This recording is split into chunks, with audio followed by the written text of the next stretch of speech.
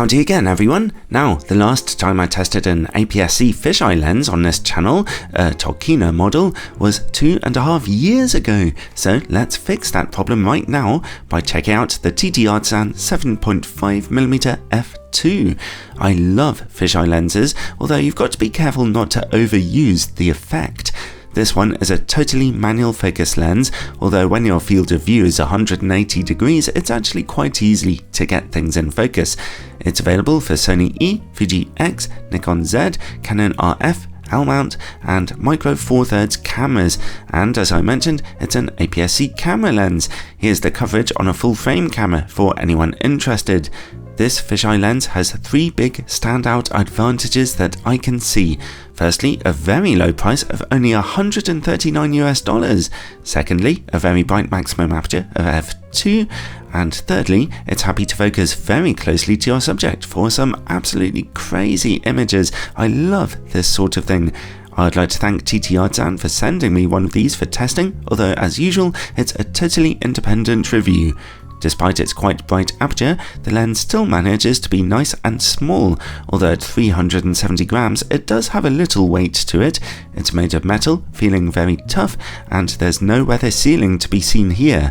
As I mentioned before, this is a totally manual lens, manual aperture, manual focus. The manual aperture ring is very thin and it turns with slight clicks to it. Unusually, this lens can only stop its aperture down to f11, not f16.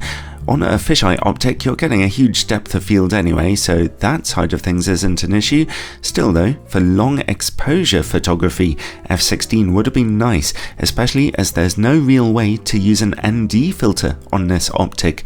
Then comes a manual focus ring, which is also metallic and turns quite heavily. As you can see here, the lens displays just a small amount of focus breathing, not that you're ever likely to be doing any big video focus pulls with it. The lens comes with a slip-on front cap, with only a small amount of hood to grip onto. Unfortunately, it slips around easily, potentially even slipping off in your camera bag, which is a real design flaw. Bizarrely, that cap has a middle section which screws out. That is not for filters, it is there to give you circular vignetting when shooting on full frame.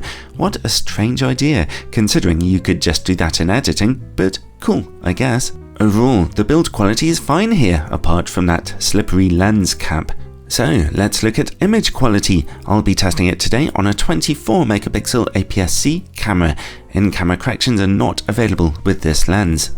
Straight from f2, image quality in the middle of the lens is fantastically sharp with very good contrast.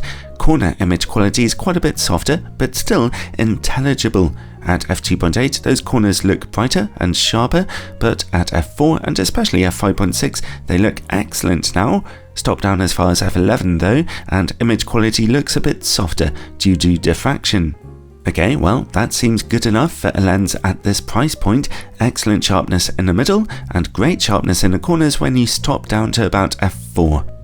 This lens can focus as closely as 12 centimeters to your subject, which is a real blast, incredibly fun. Thankfully, image quality continues to be fantastic close up when shooting at f2, and at f2.8 it's even a touch sharper. Let's see how the lens works against bright lights now. At f2, we see a small amount of flaring here, but nothing to get too worried about.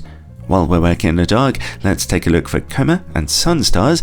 Bright points of light in the image corners don't really suffer from coma smearing, although a little colourful glaring is visible here. Stop down to f2.8 and that quickly goes away. Let's zoom out and look for sun stars then. Stop down to f5.6 and they become visible. At f8 and finally f11, they get really quite nice and strong. And finally, bokeh. Get up close to your subject and shoot at f2 for some crazy looking backgrounds here. The lens's bokeh is quite soft, although strong specular highlights do have an edge of outlining to them. Overall, this is easily the most fun fisheye lens that I have tested so far. With its bright aperture and awesome close focus distance, and its low price is just the icing on the cake. It's not quite the sharpest lens in the entire universe, but its image quality is still very good. I've got no problem recommending this one to any APS-C shooter who's feeling a little adventurous, and it certainly offers great value for money too.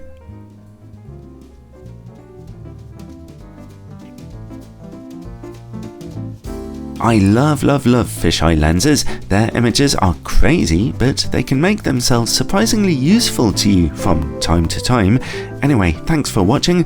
Don't forget to check out the playlists on my channel where all these reviews have been carefully archived, and be sure to check out my Patreon page in the description below if you fancy supporting my work and getting some exclusive bonus content at the same time. Ciao for now, everyone.